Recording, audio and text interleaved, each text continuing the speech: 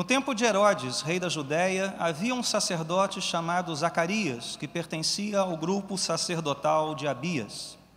Isabel, sua mulher, também era descendente de Arão. Ambos eram justos aos olhos de Deus, obedecendo de modo irrepreensível a todos os mandamentos e preceitos do Senhor. Mas eles não tinham filhos, porque Isabel era estéril e ambos eram de idade avançada.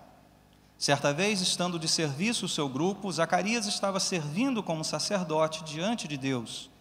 Ele foi escolhido por sorteio, de acordo com o costume do sacerdócio, para entrar no santuário do Senhor e oferecer incenso. Chegando a hora de oferecer incenso, o povo todo estava orando do lado de fora. Então um anjo do Senhor apareceu a Zacarias, à direita do altar do incenso. Quando Zacarias o viu, perturbou-se e foi dominado pelo medo. Mas o anjo lhe disse: não tenha medo, Zacarias, sua oração foi ouvida. Isabel, sua mulher, lhe dará um filho, e você lhe dará o nome de João.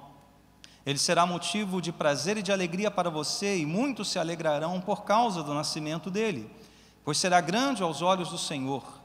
Ele nunca tomará vinho, nem bebida fermentada, e será cheio do Espírito Santo desde antes do seu nascimento. Fará retornar muitos dentre o povo de Israel ao Senhor, o seu Deus, e irá diante do Senhor no espírito e no poder de Elias, para fazer voltar o coração dos pais a seus filhos e os desobedientes à sabedoria dos justos, para deixar um povo preparado para o Senhor. Zacarias perguntou ao anjo: como posso ter certeza disso? Sou velho e minha mulher é de idade avançada. O anjo respondeu: sou Gabriel, o que está sempre na presença de Deus. Fui enviado para lhe transmitir estas boas novas. Agora você ficará mudo, não poderá falar até o dia em que isso acontecer, porque não acreditou em minhas palavras, que se cumprirão no tempo oportuno. Enquanto isso, o povo esperava por Zacarias, estranhando sua demora no santuário. Quando saiu, não conseguia falar nada.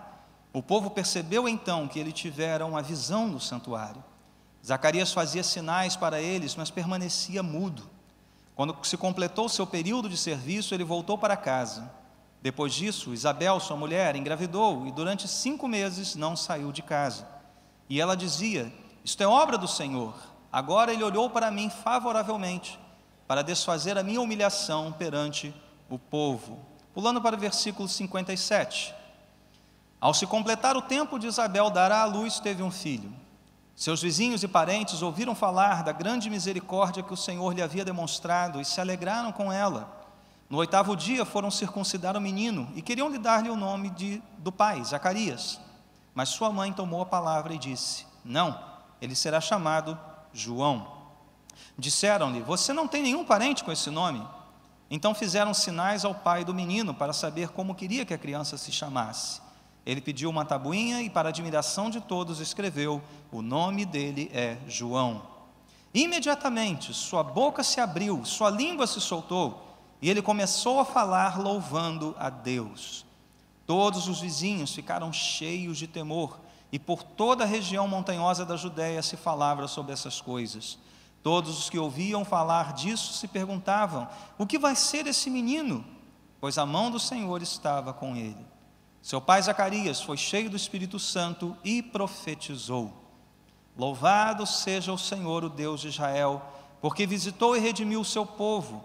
Ele promoveu poderosa salvação para nós na linhagem do seu servo Davi, como falara pelos seus santos profetas na antiguidade, salvando-nos dos nossos inimigos e da mão de todos os que nos odeiam, para mostrar sua misericórdia aos nossos antepassados e lembrar sua santa aliança, o juramento que fez ao nosso pai Abraão, resgatar-nos da mão dos nossos inimigos, para servirmos sem medo, em santidade e justiça diante dele todos os dias. E você, menino, será chamado profeta do Altíssimo, pois irá diante do Senhor para lhe preparar o caminho, para dar ao seu povo o conhecimento da salvação, mediante o perdão dos seus pecados, por causa das ternas misericórdias de nosso Deus, pelos quais do alto nos visitará o sol nascente, para brilhar sobre aqueles que estão vivendo nas trevas e na sombra da morte, e guiar nossos pés no caminho da paz. E o menino crescia e se fortalecia em espírito, e viveu no deserto até aparecer publicamente a Israel. Oremos. Nosso Deus e Pai, abençoa-nos nesta hora, abençoe o nosso falar, abençoe o nosso ouvir, que ouçamos, ó Deus, o que o Espírito tem a nos dizer nesta manhã, por meio da palavra inspirada do Senhor. Oramos agradecidos, em nome de Jesus Cristo, Senhor e Salvador. Amém. Podemos sentar.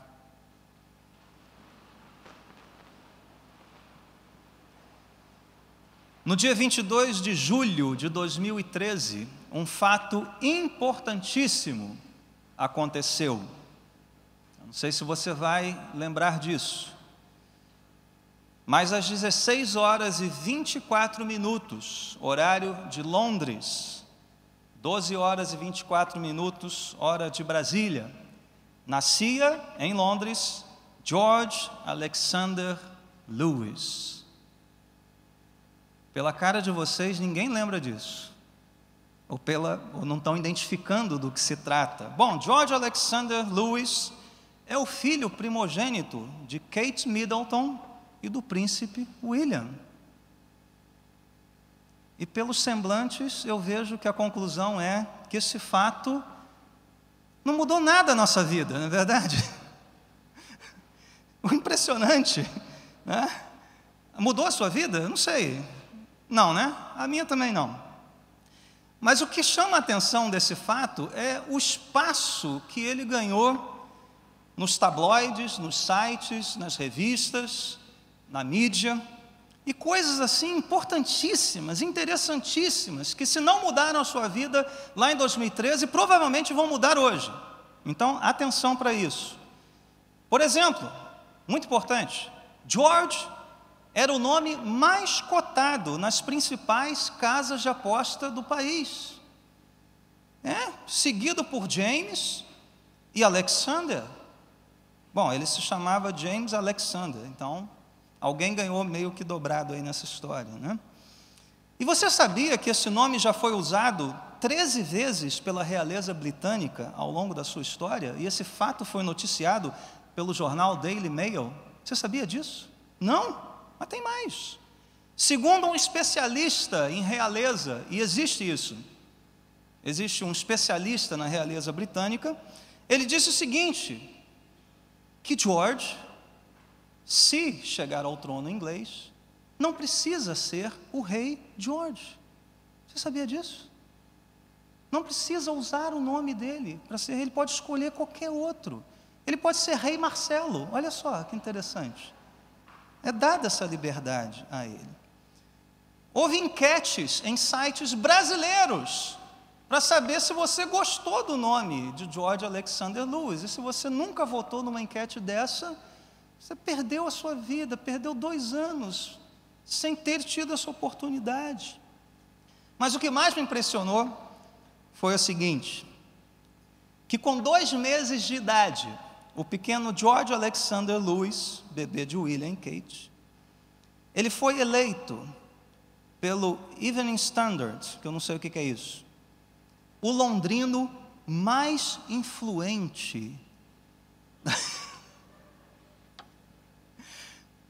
O menino não sabia absolutamente nada. Fazia gugu dadá, sujava a fralda, né? Aquela coisa, comer, dormir e repetir tudo de novo, né? Com 2 meses de idade, ele foi eleito o londrino mais influente, ficando inclusive na frente dos seus pais. Bom, com todo respeito à realeza britânica, que se prima, né? Prima pelo apego às tradições, algo que eu acho muito bom, muito positivo. O nascimento de George, apesar de muito celebrado, com matérias, fotos, paparazzis, vídeos, enquetes, ele diz respeito único e exclusivamente aos seus pais e, no máximo, à coroa inglesa. De fato, não tem absolutamente nada a acrescentar às nossas vidas. Mas Natal, que como sabemos significa nascimento, fala de um bebê, fala de um nascimento, não de um príncipe, não de um herdeiro de pais nobres, não de um nascimento num lugar agradável, preparado, não de uma mãe que sai com o seu vestido e o seu chapéu, evidentemente, né? Porque britânico tem chapéus. Não fala de paparazzis, absolutamente nada disso, títulos pomposos, sucessão real. No entanto, o Natal de Jesus Cristo, o Natal daquele menino pobre da Judéia, ele foi celebrado com cânticos, tanto na terra quanto no céu. E isso nem George Alexander Lewis teve. Os céus cantaram, a terra cantou. E cantou de uma maneira muito peculiar. Oração e louvor, que se misturam nesses cânticos. Palavras dirigidas a Deus, palavras sobre Deus. Palavras do homem para Deus e de Deus para os homens. Esta é a linguagem do povo de Deus. Esta é a resposta apropriada do povo de Deus para o que Deus está fazendo na história, para o que Deus está fazendo hoje, para o que Deus fez no passado. Essa é a nossa linguagem, esse é o nosso vocabulário, esta é a nossa celebração. E domingo passado, Bispo Walter nos conduziu pela primeira manifestação de louvor, de oração, de uma jovem judia chamada Maria. Uma resposta de Maria ao que o Espírito Santo havia declarado por meio de Isabel, de que ela seria bendita, reconhecida como uma mulher agraciada. Ela celebrou o caráter santo, o caráter justo, o caráter misericordioso de Deus. Celebrou a aliança do Senhor com trechos tirados diretamente do Antigo Testamento. E o que Maria cantou naquele momento se assemelha muito a um salmo. Nós pegássemos, né, a estrutura, é um salmo. Salmos são palavras nossas dirigidas a Deus, mas sob a inspiração de Deus, e que nos servem de palavra de Deus para nós hoje. A segunda expressão de louvor foi essa que nós lemos nesta manhã. Vem agora de uma pessoa muito diferente de Maria.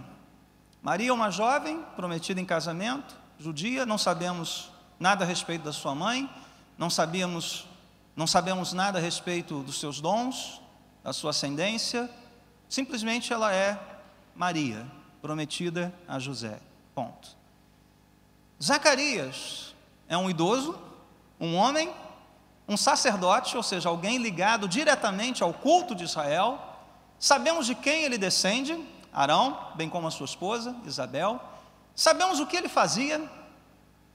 Ele pertencia a uma família sacerdotal, como lemos no início, grupo sacerdotal de Abias. Ou seja, nós temos aqui a linhagem desse homem, nós temos aqui um pouquinho sobre o que ele fazia, sobre quem ele era. E para entendermos este cântico, essa expressão de louvor de Zacarias a partir do verso 68, a gente tem que entender um pouquinho dessa história. Por isso que lemos essa porção maior da Escritura aqui. Sacerdotes e levitas, nessa época, eram divididos em turnos, em 24 turnos, e cada turno durava em torno aí de 2 semanas. Eles prestavam serviço dentro do templo. Na entrada de um novo turno, ou seja, Zacarias estava exatamente nesse momento. Saía um turno, entrava um outro turno.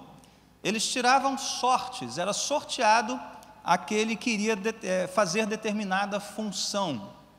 E a maior honra, a função mais aguardada por aqueles sacerdotes, era oferecer incenso no altar do lugar santo.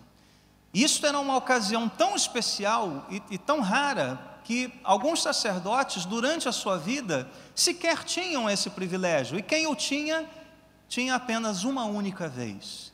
Então veja que Zacarias estava ali numa função que deve ter causado um certo tremor nas suas pernas. Ele ficou temendo e tremendo diante de Deus, oferecer incenso, sorteado para isso, um homem já idoso. Então, assim, com certeza absoluta, isso não iria se repetir durante a vida dele. E diz o texto lá no início, né, nessa primeira porção que nós lemos, que Zacarias oferecia incenso e isso significava oração. Incenso tem a ver com oração. Zacarias estava orando, enquanto o povo também orava do lado de fora. E a pergunta é, o que Zacarias estava pedindo? Como ele estava orando? E como a oração e a resposta que ele obteve acabaram por desaguar neste belo cântico inspirado pelo Espírito Santo. Bom, pela resposta do anjo, a gente imagina, né, que Zacarias estivesse pedindo por si, porque quando o anjo apareceu, ele disse que a mulher dele, Isabel, iria ter um filho. Então a petição de Zacarias era por um filho? Não, não era por um filho. Zacarias estava ali numa função sacerdotal e as suas orações eram as orações de qualquer um que entrasse naquele lugar santo para oferecer incenso. Que oração era essa? A libertação de Israel. A intervenção definitiva de Deus na história por meio do seu reino. Israel então ficaria livre dos seus inimigos. Deus viria com poder, manifestaria a sua graça e salvaria então o seu povo. Zacarias estava orando pelo reino eterno. Zacarias estava orando pelo cumprimento das promessas de Deus. Ainda mais, imagina que a oração deve ter sido bem fervorosa, porque em que contexto eles se encontravam aqui? De dominação.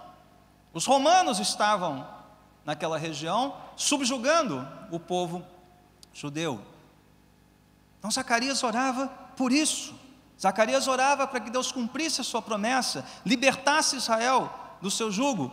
E a resposta do anjo então parece não bater com esse pedido inicialmente, porque o anjo aparece e diz: olha, sua oração foi ouvida, sua mulher vai ter um filho. Que negócio é esse? O que é isso? O que isso tem a ver? Qual a relação entre Isabel ficar grávida e Deus cumprir então aquilo que havia prometido no passado? Bom, aí no cântico nós vamos ver. Zacarias, incrédulo diante do anjo, recebe aqui uma disciplina: você vai ficar mudo até que chegue o tempo da sua esposa dar à luz o pequeno João. Durante 9 meses então, Zacarias fica emudecido. Mas depois, verso 64, imediatamente sua boca se abriu, sua língua se soltou e ele começou a falar, louvando a Deus. Isso é importante, meus irmãos, porque Zacarias ficou 9 meses sob a disciplina do Senhor. E quando ele abre a sua boca, quando Deus permite então que ele fale, você não ouve nenhuma murmuração, você não ouve nenhum questionamento, você não ouve nenhuma palavra de incredulidade, você ouve louvor. E um louvor muito especial, porque a palavra que Lucas usa no verso 67 é que Zacarias, cheio do Espírito Santo, profetizou. Nós vamos falar disso daqui a pouquinho. Então só há louvor na boca do idoso Zacarias. E esse cântico, ele passou para a história como o Benedictus. Lá Maria era o Magnificat, aqui é o Benedictus. Por quê? Por conta da primeira palavra deste hino, louvado. A NVI traduziu como louvado, mas a tradução mais usual é bendito, ou seja, Benedictus. E essa palavra ela é muito importante também, porque ela só é usada na Bíblia para se referir a Deus. A mesma palavra, por exemplo, que Paulo começa a entoar o seu hino lá no primeiro capítulo de Efésios: bendito seja o Deus e Pai de nosso Senhor Jesus Cristo. E Zacarias está aqui num fôlego só, né? Este cântico dos versos 68 ao 79 é um fôlego só. Ele começa a cantar, toma o ar no verso 68 e só chega o último suspiro no verso 79. Então, tamanha a intensidade deste cântico, o Benedictus. Como eu disse, ele se assemelha a uma profecia, enquanto o Magnificat, Maria, é mais parecido com um salmo. E por que Lucas usou a palavra profecia aqui? Isso é importante para nós entendermos as palavras deste cântico. Profecia na Bíblia, meus irmãos, não tem tanto a ver com previsão do futuro, com vidência, embora Zacarias nos fale aqui sobre o futuro.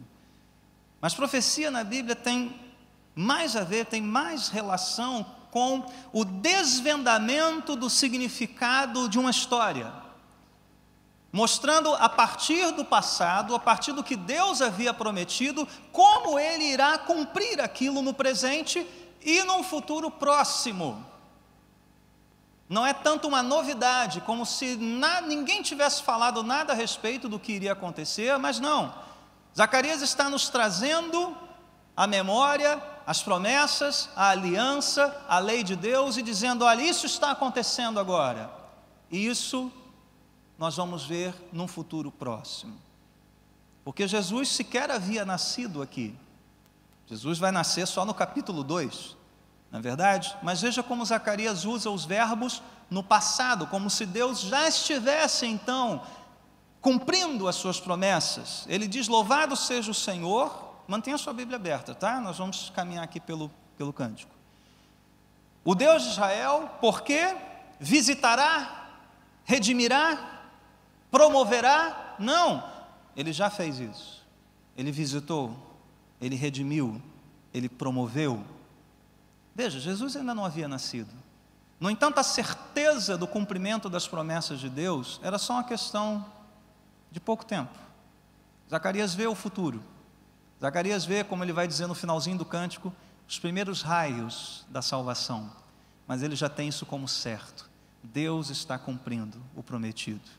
Ele anunciou isso. Ele falou isso aos profetas, Ele anunciou isso aos patriarcas, Ele está cumprindo as suas alianças. Nós estamos vivendo essa história.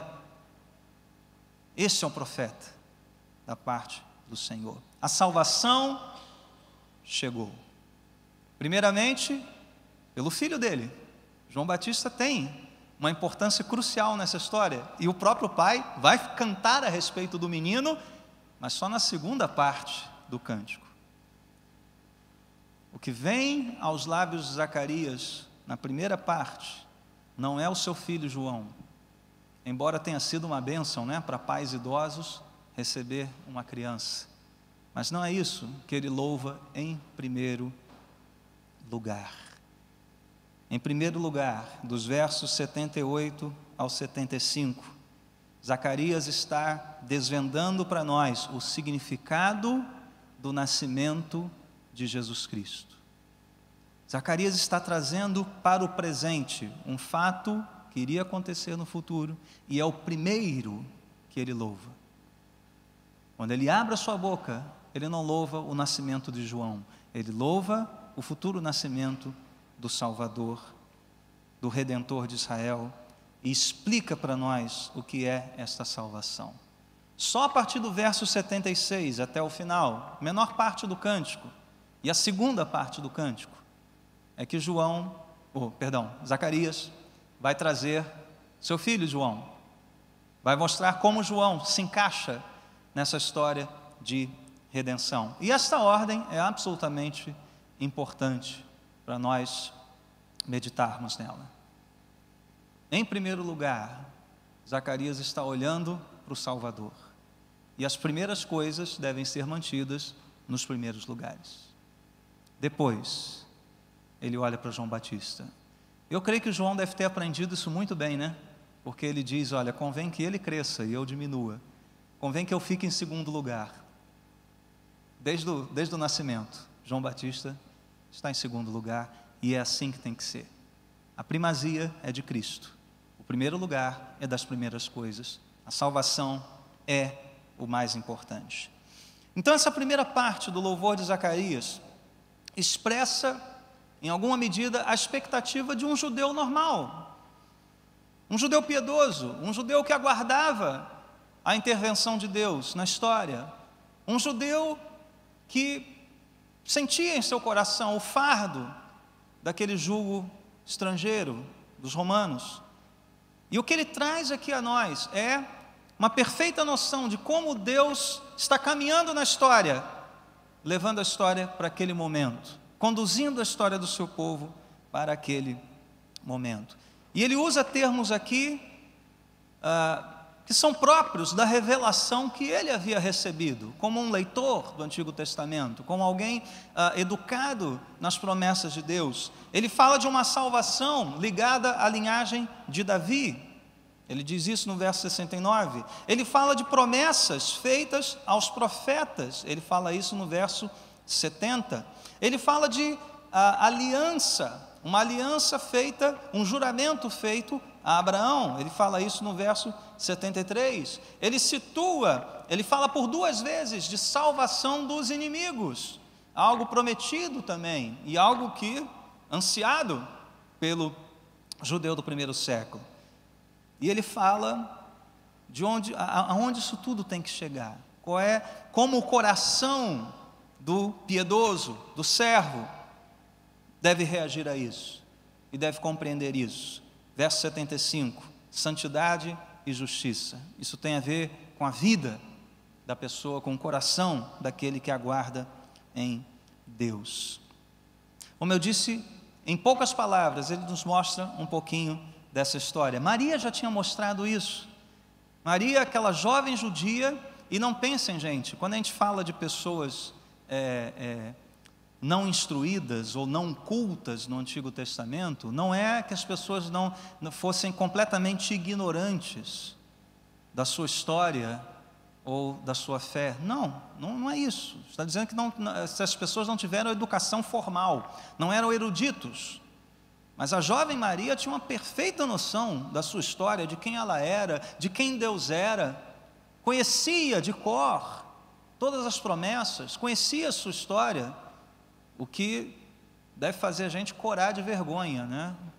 Quando a gente é confrontado com a nossa própria ignorância a respeito da história e da revelação bíblica. Então Maria já tinha dito, Maria já tinha situado a salvação nesse curso histórico, de Deus trabalhando por meio do seu povo, de Deus levantando servos, profetas, patriarcas, sacerdotes, e conduzindo tudo isso até o fim determinado por Ele lá na eternidade, a vinda do Salvador na plenitude dos tempos, a inauguração dos últimos dias, a inauguração do reino de Deus aqui na terra, para que nós caminhássemos então até aquele dia, com santa expectativa, até aquele dia em que Deus consumará a história. Então Maria já tinha falado sobre Abraão, ajudou o seu servo Israel, verso 54 do capítulo 1, lembrando-se da sua misericórdia para com Abraão. Zacarias vai fazer a mesmíssima coisa. E ele cita 2 personagens aqui fundamentais para a compreensão dessa história e de como Deus age salvando no curso da história. Talvez se você perguntasse para um judeu do primeiro século, me defina salvação, fale para mim o que é salvação, provavelmente ele não iria começar a sua resposta com as categorias teológicas que nós temos hoje, justificação pela graça mediante a fé, e trabalhando essas categorias. Não, ele ia contar uma história. Éramos escravos no Egito, mas Deus com o seu poder veio até nós, manifestou o seu poder no Egito, nos libertou das garras de Faraó, nos conduziu. Ele ia contar essa história, ele ia falar dos atos de salvação de Deus na história, ele ia falar do que Deus prometeu por meio da boca dos seus profetas. Ele ia trazer isso tudo à mente, e ele faz, mencionando 2 personagens aqui, Davi e Abraão. Verso 69, ele promoveu poderosa salvação para nós na linhagem do seu servo Davi. Qual era a expectativa? O rei messiânico descendente de Davi. E existem inúmeras passagens no Antigo Testamento que nos falam a respeito deste que viria, descendente de Davi.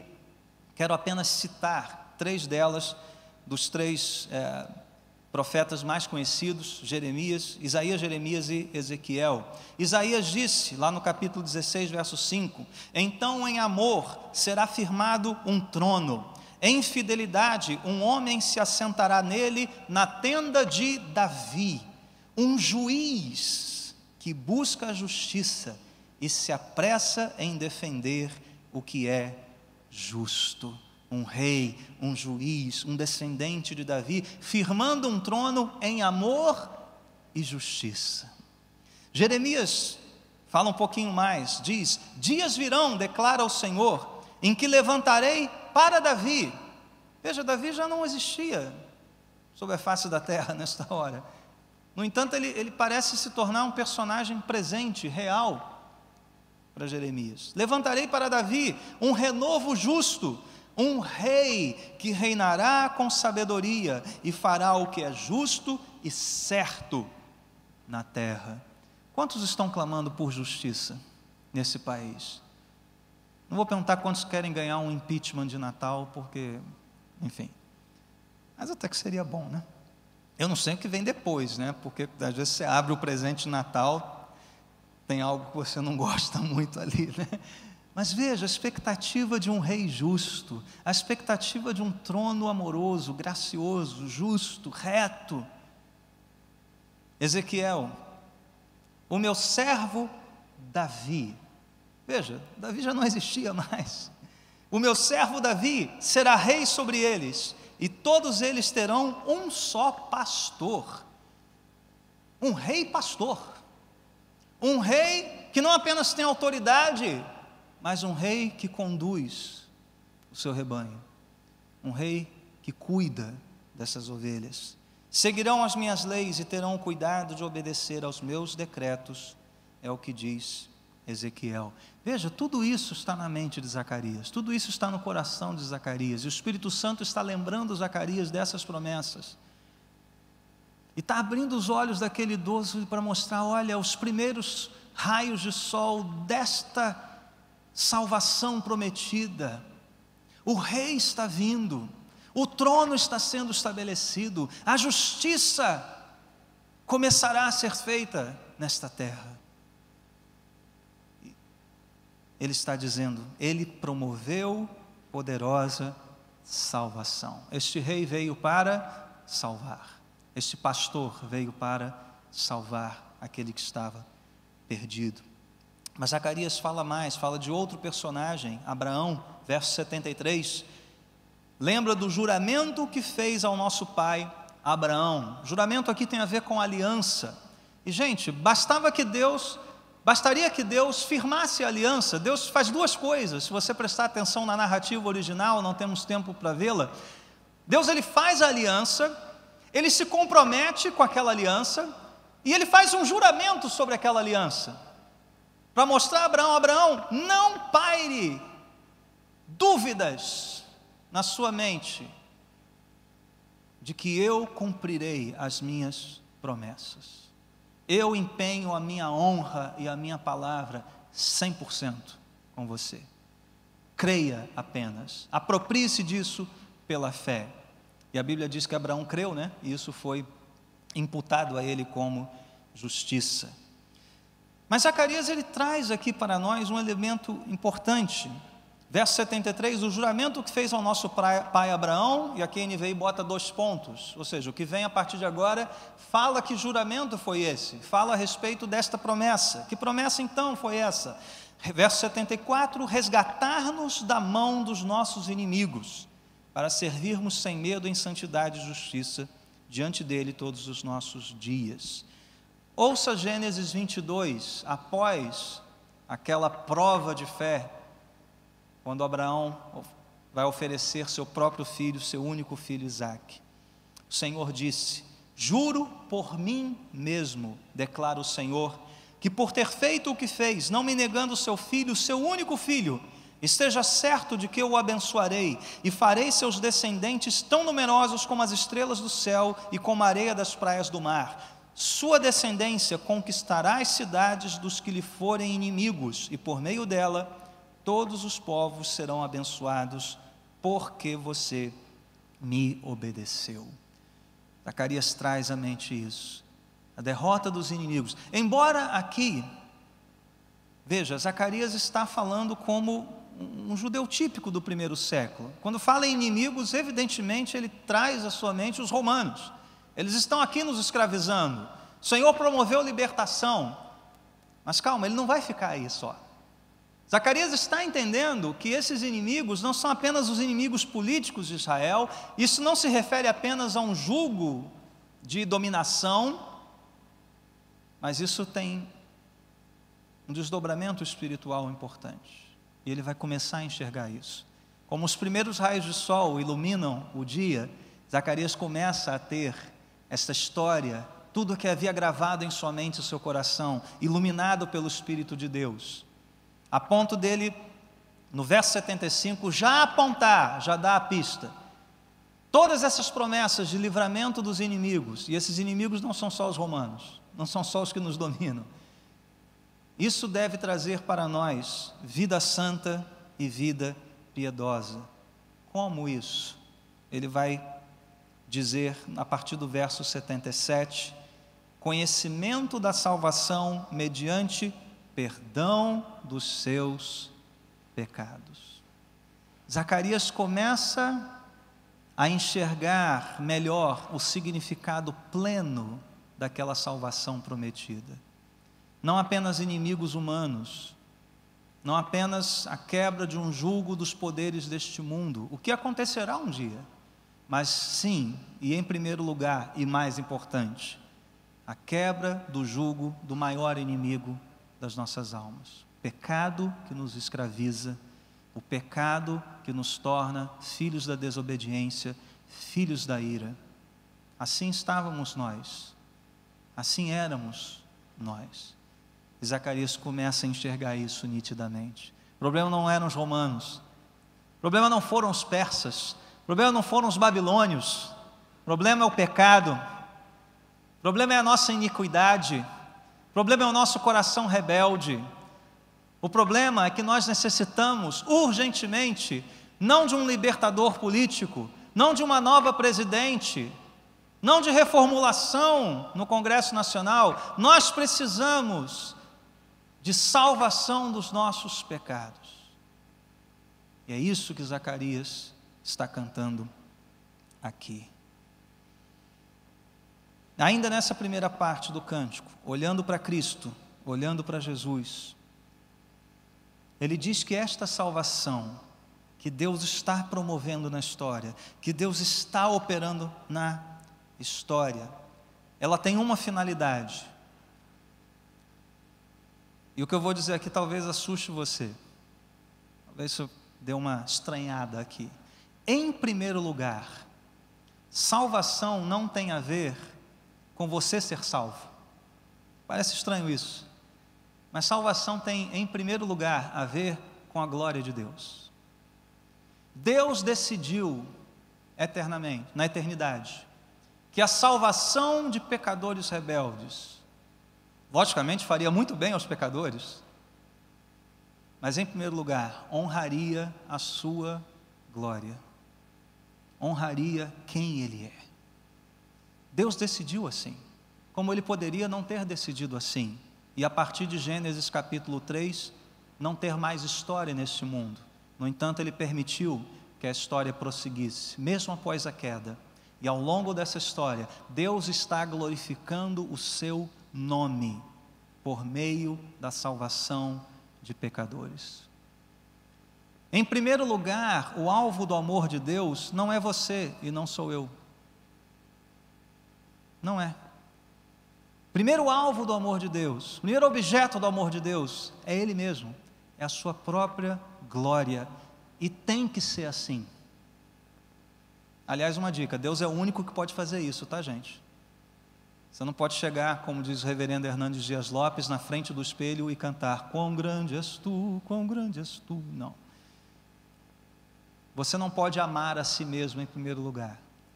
Deus pode e deve fazer isso, para que só então possa nos amar e nos salvar. Como é que Ele mostra isso nesse cântico? Versos 71 e 72. Salvando-nos das mãos dos nossos inimigos e da mão de todos os que nos odeiam, para quê? Para mostrar sua misericórdia aos nossos antepassados e lembrar sua santa aliança. O que Zacarias está dizendo aqui? Deus está honrando a sua palavra, Deus está trazendo glória a si mesmo em primeiro lugar. E pelo fato de Deus honrar a si mesmo em primeiro lugar, a sua glória em primeiro lugar, o seu caráter santo e justo em primeiro lugar, é que agora esses raios chegam até nós, é que agora esta salvação transborda até nós, imerecedores, indignos, rebeldes, filhos da ira, mortos, para então vivermos, como Ele diz, em santidade e justiça diante dEle todos os nossos dias. Verso 75. Deus está honrando a si mesmo em primeiro lugar. A segunda parte desse cântico, então, ele fala para João Batista. Agora sim ele vai falar do seu filho, numa linguagem típica também, emprestada, dos profetas. Isaías 40, aquele que vai adiante do Senhor, preparando um caminho, a voz que clama do deserto. E você, menino, será chamado profeta do Altíssimo. O anjo já havia dito que um seria chamado filho do Altíssimo, Jesus. Mas agora Zacarias diz que João será chamado profeta do Altíssimo. Irá adiante do Senhor, preparando o caminho. Isaías 40, abrindo caminho no deserto, para promover então, para anunciar, salvação. Verso 77, novamente, dar ao seu povo o conhecimento da salvação. E aqui está o significado pleno de salvação, mediante o perdão dos seus pecados. Aqui Zacarias entra no coração da história. O que Deus está fazendo na linhagem de Davi, como cumprimento das promessas feitas a Abraão, é trazendo perdão definitivo para os pecados, livramento de uma consciência culpada. Zacarias tem em mente aqui a promessa da nova aliança, lá em Jeremias capítulo 31, dos seus pecados não me lembrarei mais. E como estamos estudando à noite, somente o sacrifício de Jesus Cristo tem o poder de nos livrar da consciência culpada, da culpa do pecado, de modo que outros sacrifícios não são mais necessários, porque o definitivo veio na pessoa do servo, do Cordeiro de Deus, Jesus Cristo.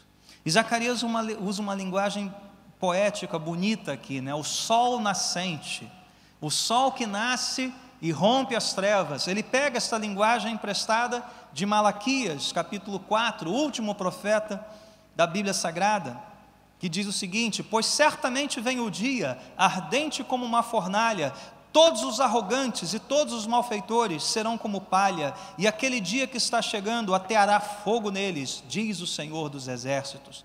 Não sobrará raiz ou galho algum, mas para vocês que reverenciam o meu nome, o sol da justiça se levantará, trazendo cura em suas asas, e vocês sairão e saltarão como bezerros soltos no curral. Nós não somos do meio rural, mas eu já vi um videozinho de bezerros saindo no curral. É uma alegria, os bichinhos ficam numa alegria e saltam e pulam. A imagem aqui é essa. Aqueles que estão vendo, estão recebendo os raios de sol, do sol da justiça, saltarão como bezerros soltos no curral. E diz Zacarias, no verso 79, que esse sol, ele brilhará sobre os que estão vivendo nas trevas e na sombra da morte. Salvação tem a ver com o livramento das trevas e da morte. E quando Zacarias diz isso, ele está implicitamente dizendo o seguinte: olha, só tem dois lados dessa história, só tem dois lugares onde você pode estar, ou debaixo do sol, ou na sombra da morte. Só existe um de dois lugares onde podemos estar: recebendo o sol da justiça, cura em suas asas, saltando como bezerros, ou então, vivendo nas trevas e na sombra da morte. Não há uma zona cinzenta entre essas duas coisas. Não há uma zona neutra, desmilitarizada. Ou você está em trevas, ou você está debaixo do sol. Ou você está no caminho da morte eterna, ou você está, como ele fecha no verso 79, no caminho da paz, no caminho da reconciliação com o seu Deus. Não há outro lugar. Talvez esta manhã, mesmo num dia nublado, o sol da justiça será visto por você. Deus abrirá os seus olhos e te tirará das trevas, tirará você da morte e o trará para a vida e para a sua preciosa luz. Salvação é isso, é dissipar as sombras e as trevas do nosso coração cativo, prisioneiro, escravo do maior inimigo, o inimigo de nossas almas. Salvação é isso, é libertação total, definitiva, radical das amarras deste mundo, da opressão deste mundo, das trevas deste mundo, para uma vida debaixo da luz do nosso Senhor e no caminho da paz. E meus irmãos, este é o motivo da cantoria de Zacarias. Esse é o motivo deste velhinho cantar num só fôlego, né? Imagina o Zacarias abrindo a boca, né? Largando a bengala e tá. Bendito seja Deus. E Natal tem muito disso, né? Natal é uma época de nós celebrarmos. É uma época de nós celebrarmos salvação. O mundo também canta, é verdade. Aliás, canta umas coisas, né? Se você entrar nas lojas americanas, talvez você ouça Simone. Então é Natal, né? E a vontade é de você sair correndo dali. Mas tem uma música que é pior que a da Simone. E engana muito crente. Essa engana que é uma beleza, né? Não sei porque às vezes a pessoa não sabe a tradução, porque é uma música em inglês. E de um outro londrino. Talvez não tão influente hoje quanto o George Alexander Lewis, né? Como eu disse, é do londrino chamado John Lennon, que morreu em dezembro, né? Inclusive. E ele tem uma música que tem tanto cara de fim de ano, né?